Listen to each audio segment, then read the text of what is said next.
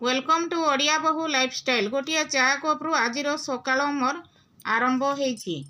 आज मु गृहलक्ष्मी विषय किछि प्रेरणादायक दी पद कथा कहबी।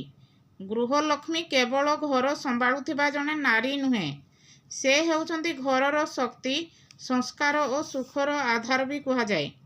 एक माँ भाव संतान को सठिक पथ भी देखाए। जड़े स्त्री भावे परिवार को एकत्र करी भी घर को रखे। गृहलक्ष्मी भावे घर को स्वर्ग भी परिणत करे। आम समाज रे गृहलक्ष्मी मानकु छोट बिली भावंती, किंतु भावंतु टिके घरर प्रत्येक सदस्य सुखी रहिबा पाई केते जे ठाकुरों को पाखरे उषा व्रत करे परिवार मंगल पाई जणे गृहिणी ही जानी पारिबो।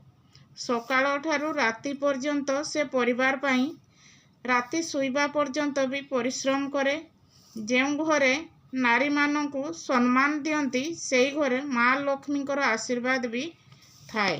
शेषरे दर्शक बंधु मु एतिकी ही कहिबी, नारी केवल घर को सजाड़िबा सहित से घरर भाग्य को भी बदलई थाए। कथा हे हो देखंतु, आलू मटर तरकारी मोर रेडी हो गला।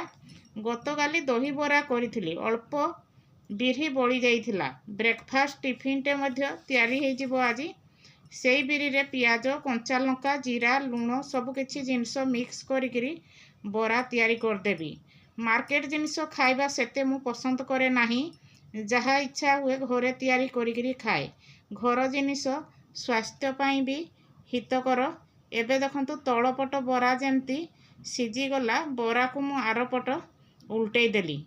एबे देखंतु पूरा ब्राउन कलर रो बरा कलर बाहरी गला, सिजी भी जाइछि। बरा को धरिकरी एमती तेल छाड़िबा पर्यंत रखिदेली।